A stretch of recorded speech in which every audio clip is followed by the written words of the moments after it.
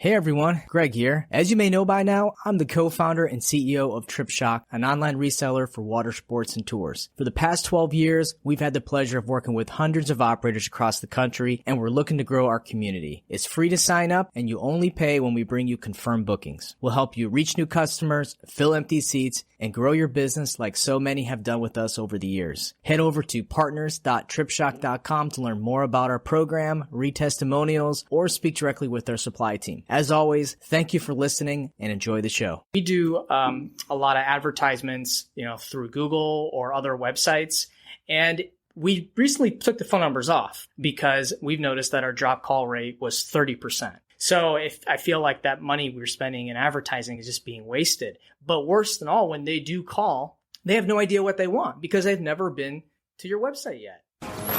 They come to relax, enjoy the beach, have fun, and spend money.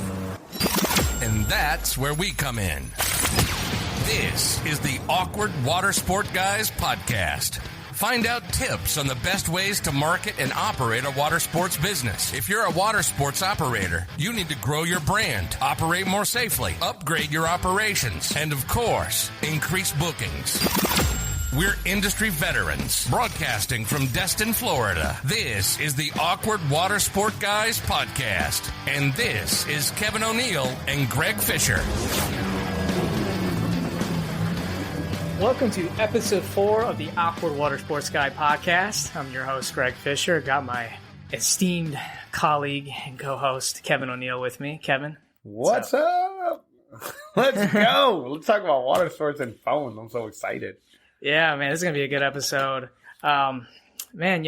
This has been a really weird week because you think that in August we start tapering off a little bit for the season, but this has been the busiest week we've had ever. Yeah, for TripShock? Ever on TripShock. In 11 years, the busiest week. Yeah, me too. It just came out of nowhere. And it's funny because I called you up and I said, man, it's been crazy. And you're like, yeah, I had my biggest day. I'm like, it was the same day we had our big day too. So something, monster. I don't know what's up. Is it maybe that, some of the East Coast traffic is coming this way because of the hurricane? I don't know, but it was a really awesome week. No, it's just, we live in an awesome place and we're not up here. We're just like doing our thing and like living life, man. And, Okaloosa County has made their mandate on like the mask thing, and however you sit on the side of that, they said, hey, you leave it up to us. So, all the businesses they're doing things the way they want to do it. People are coming here because they're stressed out, man. It's been stressful a few months.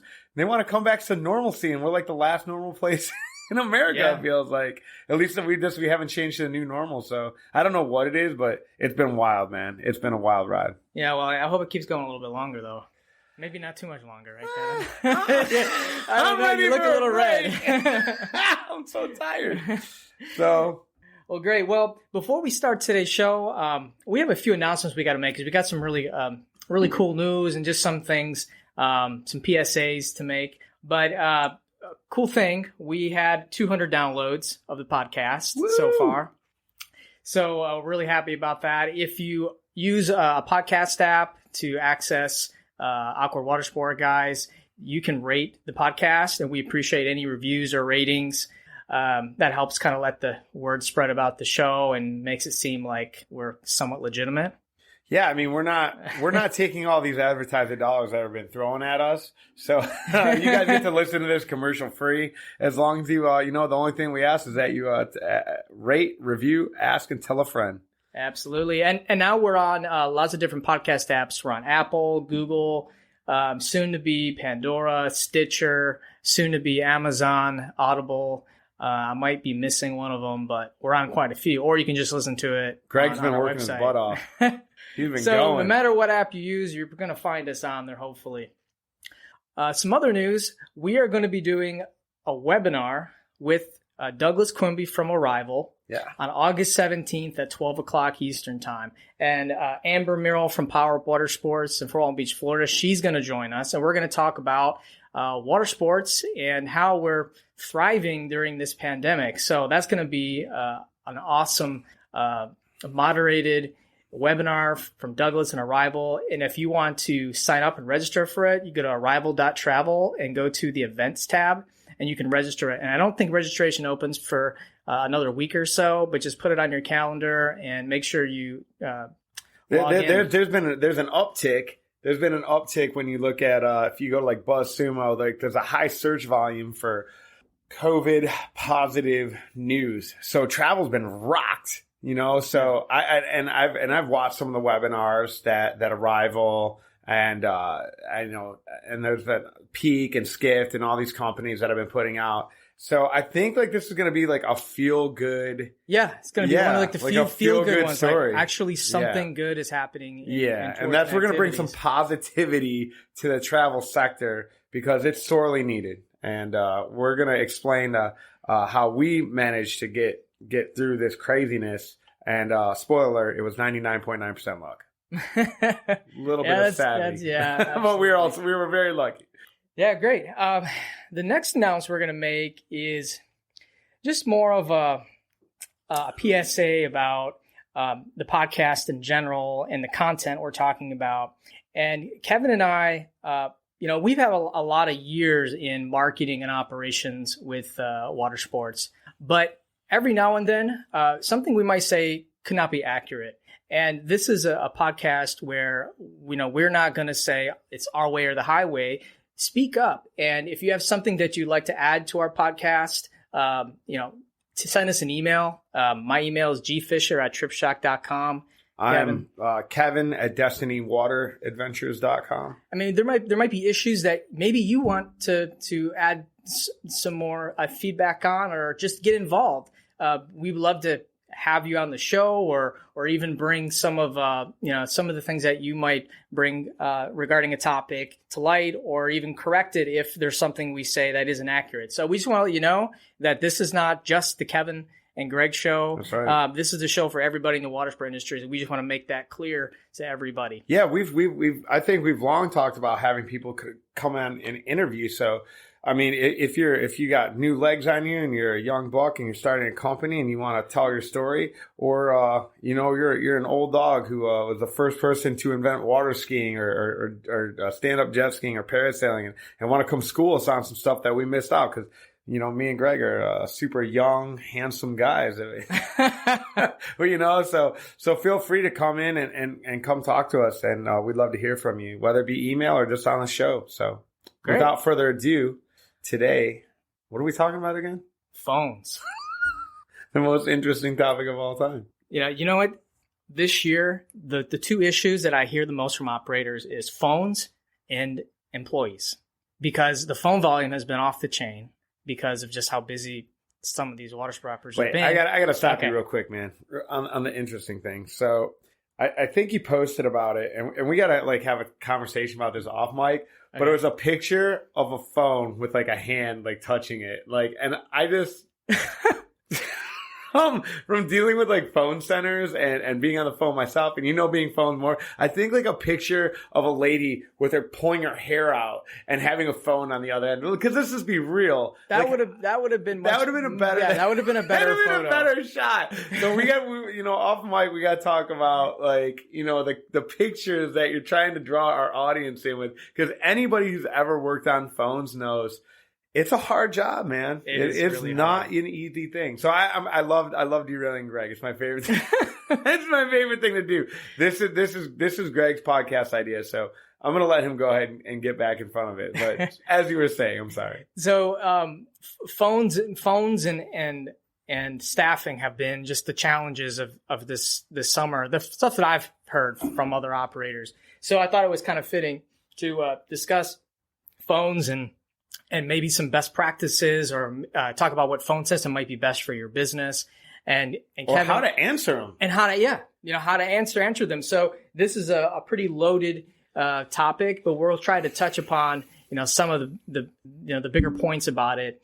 So the first thing I want to jump into about phones is I get a question is what type of phone system should I use with the business of size?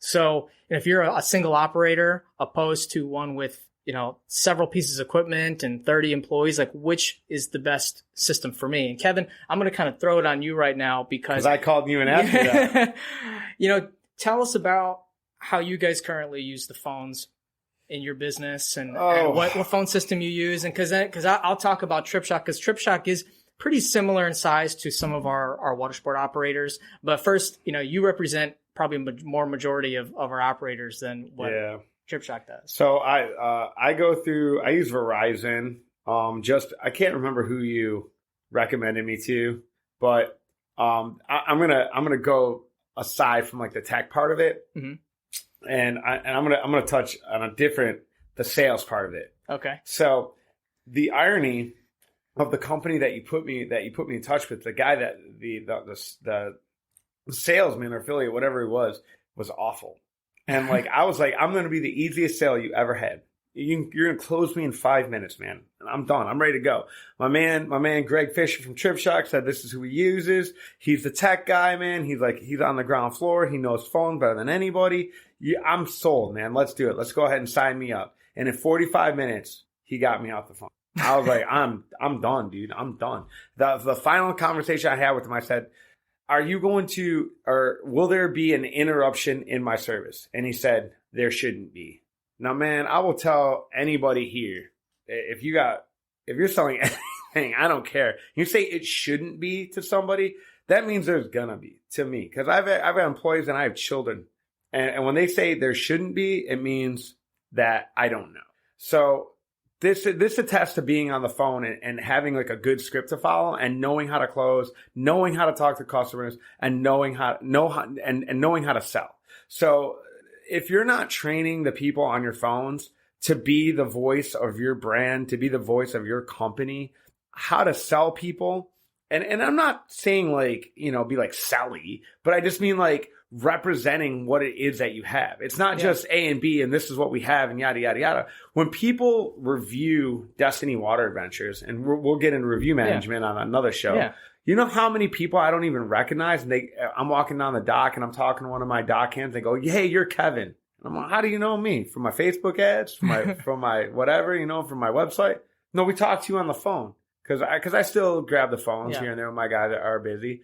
And they're like, oh, man, you were hilarious. You were awesome to talk to, I've had guys literally say, man, oh, you closed me or you sold me. I'm like, I'm not selling you, dude. I'm just telling you what it is that we do, like what our culture is. So if you have your people on the other end acting like, robots, like this is what we are, this is what we have, like the phone is an extension of who you are and what you're selling. I mean, you're selling your phone's selling. I almost think that if you don't take phones seriously, just take your phone number off your website and send them to your website to book online.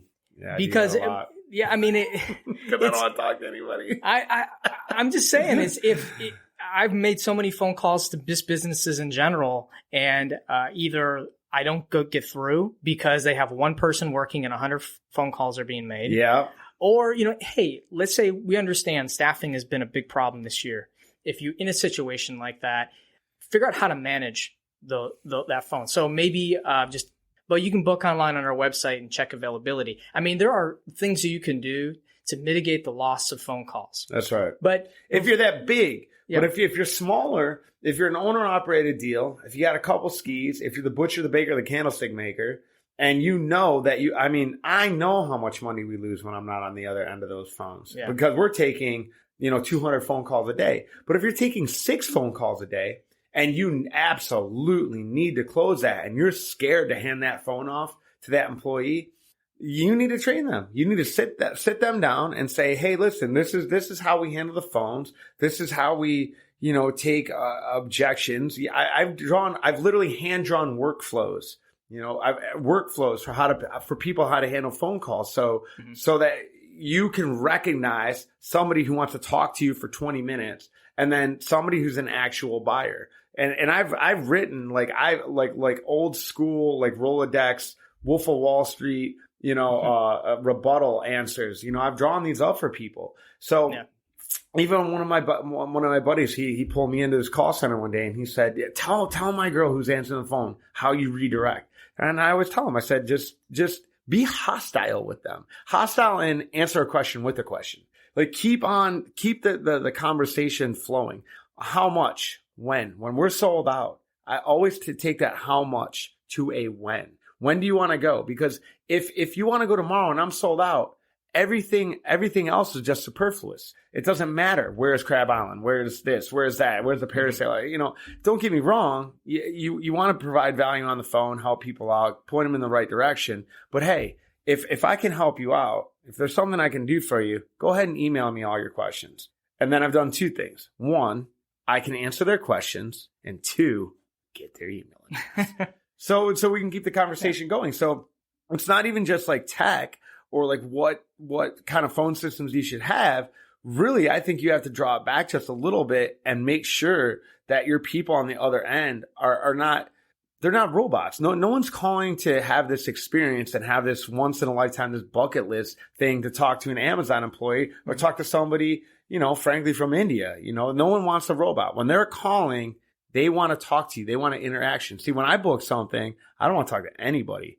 I do marketing first, sales second. But old school people that are so used to sales first and marketing second, sometimes they have some questions. So if you can kind of mitigate that time on the phone so you're not getting hung up on them or like having a half an hour conversation that leads to nothing, then you have to kind of like create these situations and these answers and again, these flows where you're pointing them in the direction in the smallest amount of time. So you're not taking up a half an hour or 20 minutes on a conversation that's going to lead to nowhere without being rude. So what you're talking about is almost pre-qualifying the customer. Correct. Okay. So let's start on that because that's a really great topic all in together. And we'll get into more of the technical stuff later. But pre-qualifying people pretty much means knowing a little bit what they want before they call or before you get into the nuts and bolts of the conversation.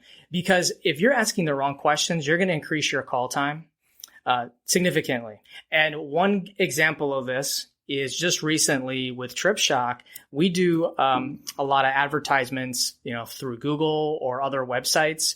And we recently took the phone numbers off because we've noticed that our drop call rate was 30%. So if I feel like that money we're spending in advertising is just being wasted. But worse than all, when they do call, they have no idea what they want because they've never been to your website yet. They're just saying, oh, I'm interested in going on a dolphin cruise, or I'm interested in going snorkeling. Well, now you lost the pre-qualification because if they went to the website first and saw the product, read the description, saw the availability, then all you really need to do is get them booked. Yeah. Or answer maybe a small question. So you just cut out potentially 5 to 10 minutes of the conversation rather than someone calling and saying, hey, I'm interested in one of your pontoon boats. Tell me about the 22-foot. Tell me about the double decker. I mean, you can go on for 15, 20 minutes explaining it. So pre-qualifying the customer. And that means not only making sure when they call, you can get some information through like a call queue greeting. Like I know some operators I'll call and the greeting answers a lot of questions. Yeah. So almost to if you want to talk to a reservationist after hearing all of those answers to these important questions, now the customer's pre-qualified. And so it saves them time. So step one, pre-qualify your customer. Make sure if you are advertising online, you're doing click-to-call ads, that you're doing your best to pre-qualify the person with that advertisement. And especially if you're already on a long wait every morning, think about scaling some of that stuff back because you could scale back some of your advertising because you have so many calls already and just save that money. But if you're grinding though, if you're new, if you're just getting started, it's tough. Because you want to grind this out. You want to provide value. Like I've had so many people that were just like, oh, thank you so much. Like when in the beginning, when we just had a couple boats, we had day of play, we had our one trip. Like I would just, man, I remember the first Google ad I ever ran, dude. I was like one of those, it was the self, like just let Google run it for you. Yeah. And it was like my budget was like $400 for the month or something like that. And I ran this ad and I like hit like whatever the button was say. And then I just sat there. I'm like, here come the calls. You know what I mean? I'm like waiting. Like 4 hours pass. Not a single call. 4:30 in the morning runs around. Business line rings, man. I'm like, jump up, man. I'm like, oh, phone call. Like, I'm not even like care about what time it is. And it's like this drunk guy, man. This is my first phone call ever. It's this drunk guy at 4:30 in the morning. And man, he is just ear fucking me, man, about nothing, man. Like, he's just hammering me. Like, well, Destin and me and my family were born in Maine. And just some like drunk dude at 4:00 in the morning calling me up just like because he had nobody else to talk to. And then I click on my ad. And I'm trying to sell him, man. He's calling me about a pontoon rental. I remember the first time ever, I was like, man, I should probably get in a pontoon rental game. When I was still like just grinding day of play, my little new trip or whatever. Well, it's my old new trip, but at the time it was all I had to offer. So if somebody called the phone, I'm working them, man. I'm like, well, yeah, you can rent a pontoon boat, but let me tell you about this day of play. I'm like sitting at my desk. My wife is like, Kevin, what the fuck are you doing, dude? And it's like, you know what I mean? I'm just like, no, I'm going to close this guy. I got him. You know what I mean? And, I don't think he ever came out. I don't know if I ever met him, but we definitely didn't close him that night. But for you new guys that are out there, sometimes if the phone's not blowing up, yeah, you get so excited. You're like what is it, Chris Farley and Tommy Boy, and he's like talking about the sale, and he gets so excited, and he just like crushes it. It's his new toy, and he loses it. And that's exactly what happened, because you get on the phone with people. And I remember my wife even said to me one time, and I'm like, and I'm getting them close on day of play. They call for pontoon rental, right? But I'm trying to sell them on day of play. Yeah. And, cause that's what I was competing against, and I go, well, let me get your info. Like, we were right there. Let me get your info and lock it in. And then she didn't give me her info. But and then Tammy said, don't use the phrase lock it in. You know what I mean? Because now they feel like, well, we were interested, but we feel like we give it to you now. There's like no way we can get out of it. And that was my wife's advice to me. So, but when you're new and you're the only person answering phones and you're not getting a whole lot of phone calls, then those click to call ads, putting your phone number in different places is fine because you're always going to sell your products the best if you're the operator because you have a personal connection to that business, right? And I want to just bring it back a little bit because if you're a new operator and they're like click to call, like all right, so like the call link extension. All right, because Google like has all these recommendations, and when you're like first running ads, you're just like, oh yeah, every customer, my customer, throw every single keyword search in there, every site link extension. Here's all my other products. Call, you know what I mean? It's not properly optimized. So when you first start getting going, you're running ads. If you're running social ads, if you're running Google ads, you're always like, let's throw that call link extension in there. Put my phone number everywhere. Put my phone number everywhere and call me. But like Greg said, it's like you can get up these obviously a point of diminishing returns because you're like answering these like kind of generalized questions. You're going to call somebody up. People are calling you up asking you where they should get their hotel yet. I mean, you're paying $2.50 for this call. And that might represent 10% of your ad budget for the day because somebody is calling you to ask you. They're not even sold on coming to your destination yet, but they're calling you on top of the funnel shit. These are very high funnel people that are just – so once we got rid of those click-to-call ads, people who haven't even visited our website yet, we reduced from 28 to 20% drop calls. And our bookings via phone calls – did not change because we had so many people calling us and we were taking these unqualified customers, humoring them, spending 15 minutes that may result in a sale, and we're pushing those high qualified customers to the side. So I always have to, I always gotta like rein you back in, even though I'm the one that's wildly out of control. I have to rein you back in, and where I'm going to rein you back in is two things. Again, the unqualified customer in the top of funnel. What that means is that these people are not, they don't know if they want a parasail. They don't know if they want a pontoon boat. They don't know that they're even coming to your town right now. They're doing due diligence, and one of your keywords might have triggered an ad to come up, or they might find you on Facebook and they're just still trying to figure things out. So if you're new and you're a small operator, you're doing whatever it is,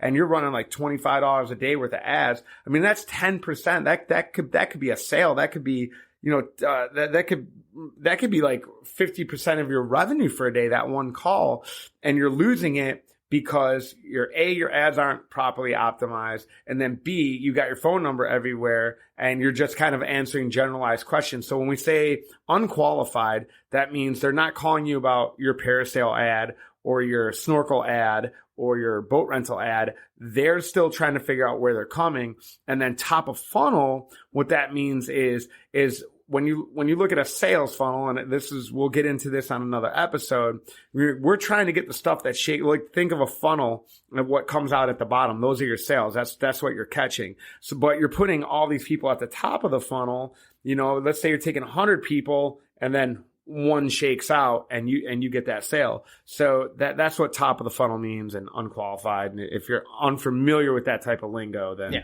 That's what that stuff means. So on that subject, I got to ask a question for you. For me? Yes. I'm the only one in the room.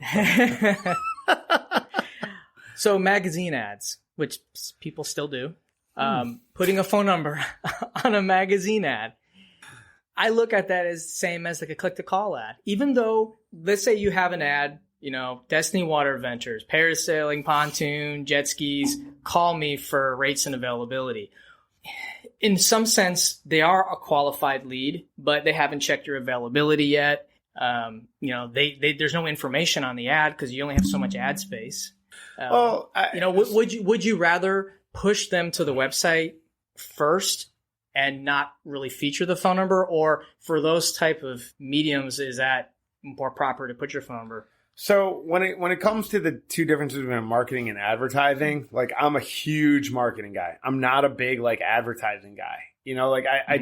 I feel like most of my customers, I don't feel like it. I know that most of my customers, they already come. I mean, we talk to every single one. So we work very hard to make sure that all of our information is out there. So if you have any questions, you're going to find it all out like within any one of our, I guess Facebook it's an advertisement, but to me, it's also like part of your marketing as well. So those lines are sort of being blurred. When I look at like ads, when I look at like straight ads, radio, magazine, like billboards, you're shooting somebody out there. You're shooting something out there. It's like someone's driving down the road and they're going like, oh, what should we do when we come on vacation? Like, that's not my target demographic. My target demographic is mid-funnel. Well, let's talk in terms of just phones. Because I believe that in 2020, we should not be putting our phone number on magazine ads. I think we should be putting our website I think address. In 2020. We shouldn't be running magazine ads, man. I'm sorry, dude. Like, you know what I mean? Like, hey, man, like, is there any other horrific? Hey, you know what? I don't think you should put your phone on AM radio ads. I know. I mean, obviously, there's something bigger, but I mean, I'm sure a lot of people still do. Print advertising or magazine. Wasting your money. Like, yeah. I'm sorry. I think yes. And I know what Greg's alluding to. I know what you're alluding to. It's like shoot your phone number out there so everyone can call you. So that's advertising. Marketing is letting them search, finding you, getting yourself in the marketplace the best that you can, and getting all the information there so that if they don't want to book online, by the time they call you, they're qualified. They're sold. They already know what they want. So what I'm inferring is that I think in 2020, you should be putting more emphasis on sending people to your website, with the anticipation that you have online booking, because they're going to call, and what are they going to ask? What are your rates and availability? If you just push them to your website on your ad, now you have them qualified before they make that phone call to you. My voicemail is literally it for new reservations. Go to www.mywebsite.com. Yeah. Or for cancellations or inquiries, please email us at info@destinywateradventures.com. Yeah. Like if their phones are blowing up, man, like and this is where the world was already heading before COVID. And now that's been like hyperinflated and even like worse. So even guys like, you're 37, 36, something like that. 35. You look so much older. It's so weird. I'm 41.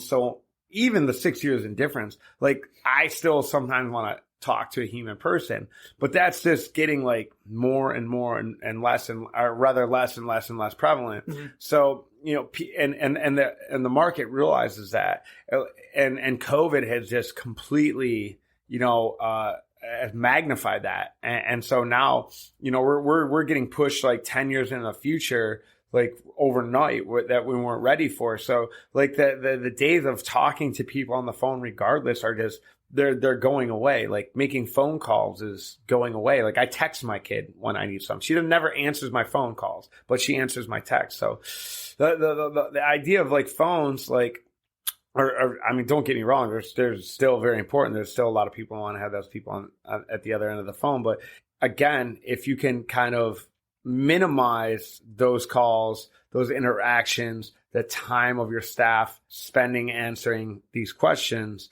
like that's what we all really need to be working to is and you know, automation. When I talk to operators and we talk about their phone system, the first thing I ask them to do is get a report of your phone data.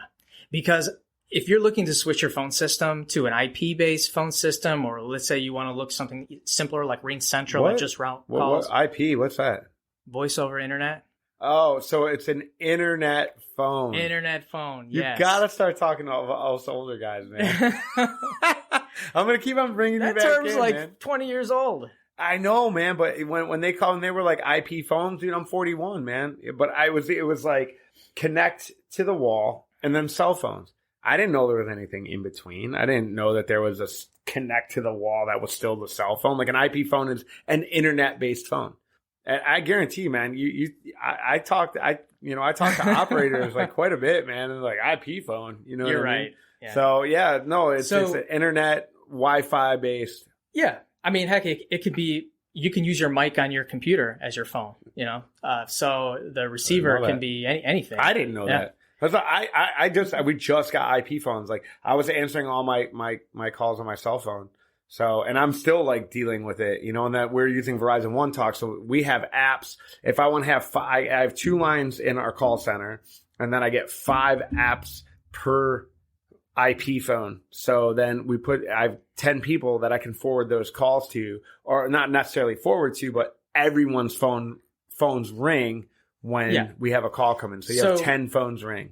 So the first thing I always recommend, look at your data and understand like what level of phone system do you need? Because some businesses, all they might need is a cell phone with a voicemail message that kind of directs people and answers some questions. That's for like a real small owner operator that might have one small 6-pack boat. But then you start getting into, you know, medium-sized businesses that you have, you know, 5 to 10 employees, and you can upgrade to a system like Ring Central, which is just routes phone calls to different cell phone numbers. And, you know, this kind of something that you Oh, have, I think that's who you use, right? Ring Central? Well, I used to use Ring Central in the beginning. Okay. So basically we had, all our agents had desk phones. We used just the basic Cox internet and phone service, which is supplied by our county. And we had a handful of different phone lines, and we used Ring Central to route based on which extension. So press 1 for reservations, 2 for marketing, and just routed to people. If there was someone already on the phone call, it went into a call queue until that person was available. And that's when we had like 5 to 10 employees. But then as we grew, right now we have about 20 or so people in our call center, and we needed more sophisticated, voice systems. Like, for example, just letting people know where they are in the queue. So if you have 20 people calling, I kind of want to know as a customer, am I number 1 or number 20? Because I don't have the time to wait. And that's what's really important about... Listen to that music, though. It's so good. Yeah. Dun, dun, dun, dun, dun, dun, dun, dun, dun, dun, dun. Like, how long am I sitting here listening to this? But you notice how we have in between, like every couple minutes, we have some value proposition. Like, you know, we take different payment options, check out live chat. So while you're waiting, you can use hold as a way to sell your services. Oh, yeah. So I know the, who the hell is it that I call all the time? That it's like the same song that plays over again. I know your guys like every time. Oh, it is. It's Trip Shock. When I'm waiting to talk to somebody in partner support. Like I know that song like by heart, man.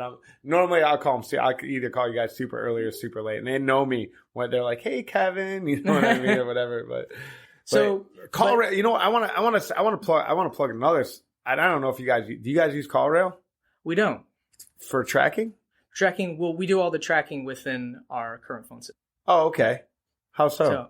Well, they have reporting. So what type of tracking are you talking about? Conversions, no. So we don't tie our phone system to our sale. So we couldn't really track made a phone booking. I guess me and you are going to have to talk after this. So again, I'm not a representative of CallRail, but I love CallRail. CallRail, they track. There's another company out there called Call Tracking Metrics, but like CallRail is the industry standard for e-com, and it's how you track your conversions or your sales.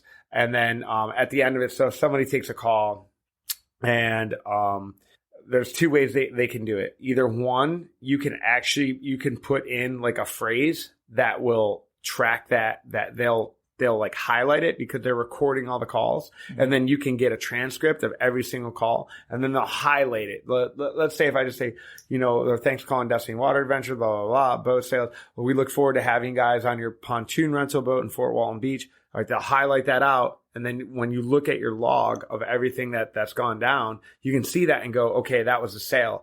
And at the end of the call, they say, please enter a numeric value. And so they're actually tracking your ads. So what CallRail does is that they track your conversions on your phone calls through your Google ads or through your social ads or whatever it may be. So if you really want to start like tracking your conversions, tracking your sales, monitoring what people are selling, because we had a third-party system, a third-party salesperson, like, and they were like taking a commission. So it was like we were just using CallRail for our ads, but then I wanted to use CallRail for our entire phone system because I wanted to spy on that person. Because if they were shooting over our sales into another company for a commission, I wanted to make sure that, you know, I knew that was happening. Yeah. So I was like, I started putting like keywords in there. I put in our competitors' names. And if that popped up, that would be highlighted. So if the person on the other end of the phone said, hey,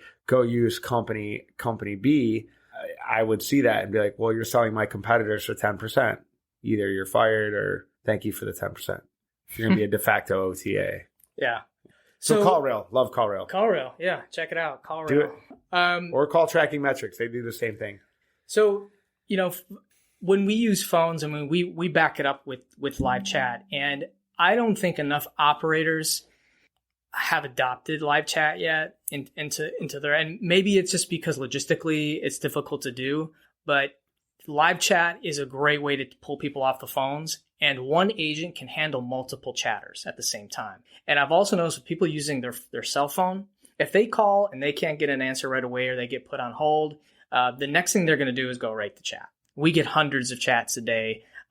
We have 2 people working chat at any given time, and they handle between 4 and 5 chats at a time. And right during the peak time between like 8 and noon, it's a perfect opportunity for one person to handle multiple people. And sometimes just a simple question, you know, you get them on their way. But live chat services are really cheap. You can integrate them into your website really easily. I think like you can probably find them for $10 to $15 a month just to get one seat. Or integrate chatbots. Yeah, and they can be integrated. Like you can just download, like Live Chat Inc. is a one that we use, and you can just download the app and you kind of use it as like a texting platform with customers. They just come up, and that's kind of how I look at it. It's like texting people who are hitting up your website. Best call you've ever taken. What's the funniest call you've ever taken? The funniest call I've ever taken. Or worst, or just most like, oh my God. Been a while since I talked. I'll think, well, you can go, because you probably have an idea. I had so many good ones. Because I worked, you know, so I worked for Sunset Watersports in Key West for years, and I would prank their call center like unmercifully. And I knew them, you know, because when they would talk, they'd call me like, hey, Kevin, you know, like our last pair of sales would go out at 6 o'clock. So they'd call me up and say like, Kevin, you have 6 o'clock. And I'd just be like, mother, I'd be so angry. Because, you know, if we didn't have 6, we could go home, go to happy hour or whatever. So I'd like constantly like prank them, give them a hard time and stuff. And then And I realized what those poor girls had to go through on a daily basis. And you just hear like the exhaustion in their voice when someone is calling, just like hammering them. But I had this guy call me, man. He called me like 3 times, and I committed to a Crab Island charter, which is not something I typically do, and I never do. So I have the whole Captain Kevin persona thing. Like, it's on my website, it's on my ads. Call Captain Kevin, like video like with somebody talking. Yeah. It's always like higher conversion or whatever. So I'm not really that guy that needs like recognition as Captain Kevin, but as a mascot, I do pretty well, whatever. So this guy calls me up, man, and this is like my first year in business, and he's just like, he calls me up. He's from Kentucky. He's like, hey man, I want to go to Crab Island, and I've never been to Crab Island. I'm so excited, and this and that. And I'm like, yeah. He's like, my name's David, and I'm a tow truck company in Kentucky. And I'm like, oh, that's cool, man. And he's like, yeah, how much y'all do for a captain trip? I go out to Crab Island, and I was like, I just made up a number. I was like, $800.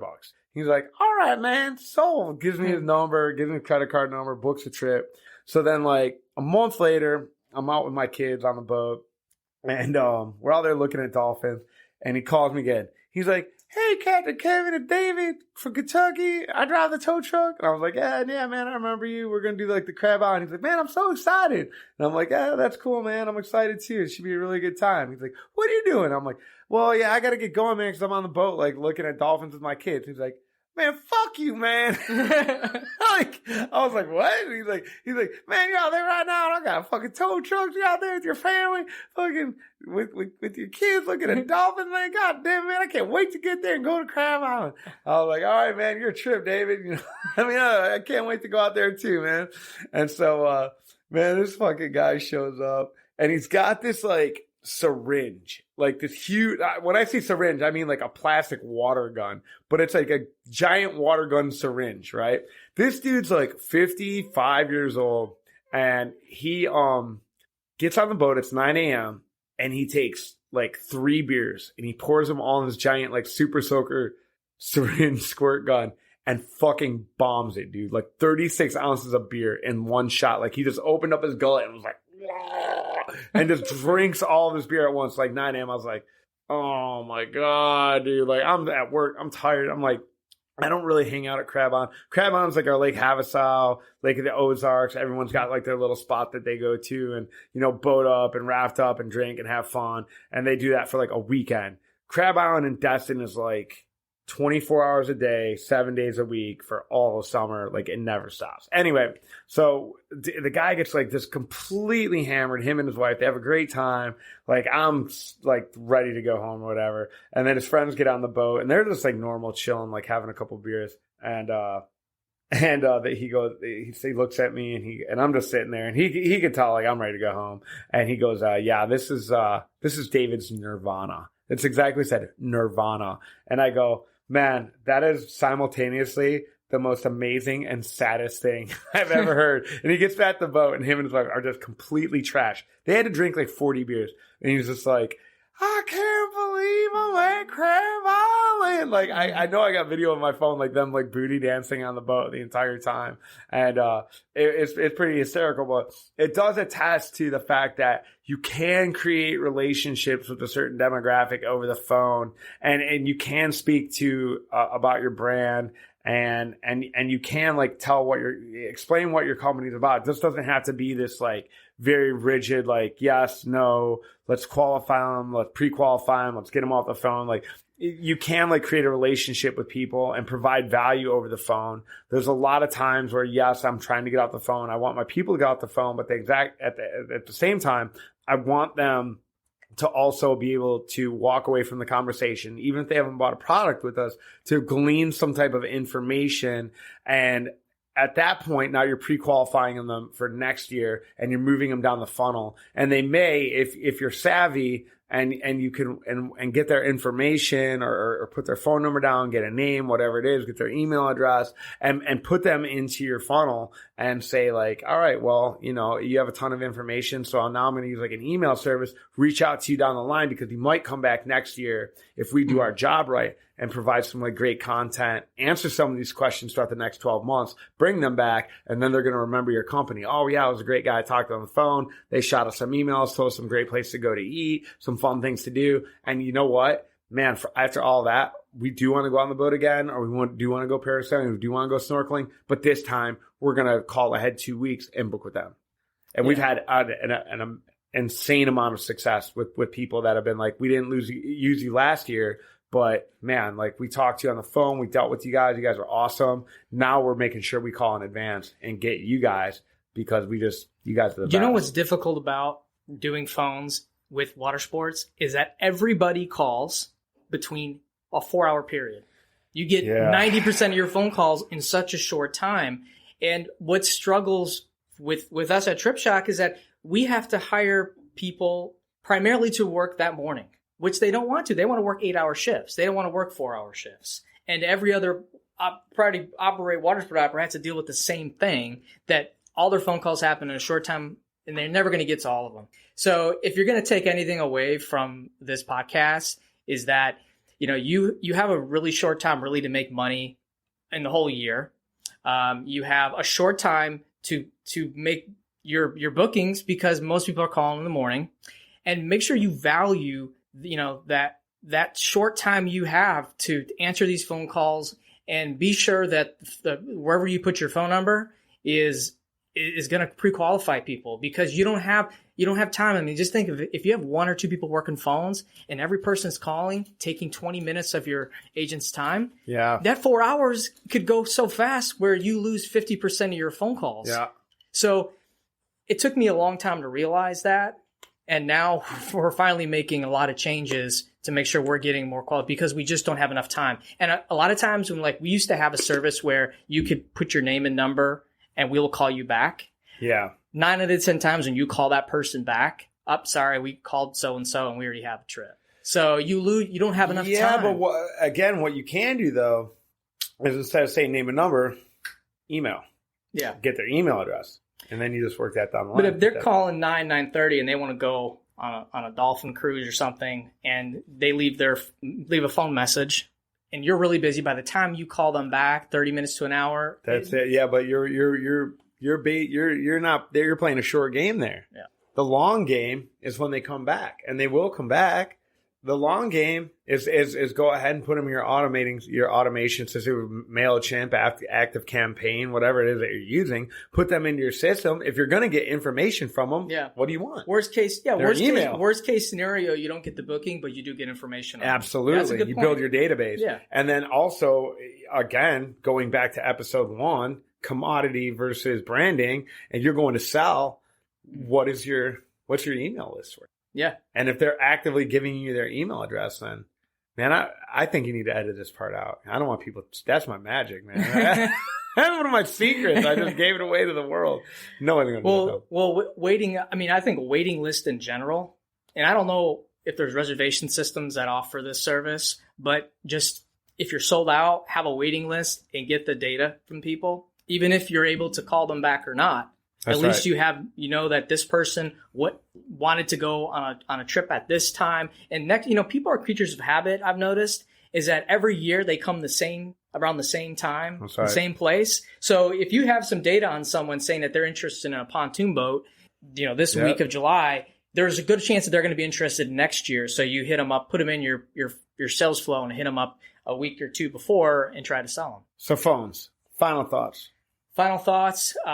Think about pre-qualifying your customers, making sure you only put your phone number where you think you're going to get the best quality lead from. If you're small, don't worry about it too much. If you're bigger and you have a problem with a lot of drop calls, look at where you're putting your phone number on your ads, print ads, because that's going to be your biggest downfall and conversions is just getting too many phone calls of people asking too many questions. Send them to your online booking portal and let them see what's available before they make a phone call.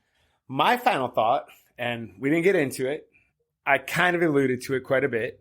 Invest in phone sales training. Get a book. I'm going to mention the most like douchiest salesman of all time, but Grant Cardone, Sell or Be Sold. You know, there is an art to selling on the phone.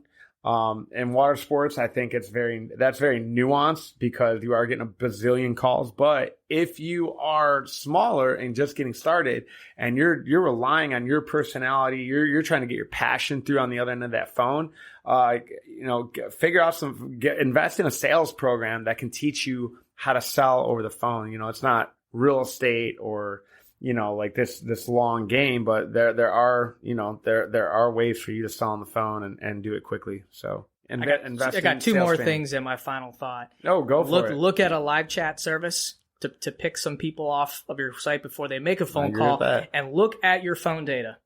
You don't know if you have a problem unless you know how many people are dropping off, how many people are calling per day. Just saying, oh, I got a phone problem. That might be one day of the week you have a phone problem. Look at your phone data and really understand what if you have a problem. Yeah. Because that's going to tell you what kind of phone system you might need to move to. Absolutely. That's it. It's good. Lots of information for people. Absolutely. And hey, if you haven't been to our Facebook page, we can continue the conversation, Watersports of Florida. We have a lot of people asking questions about different things.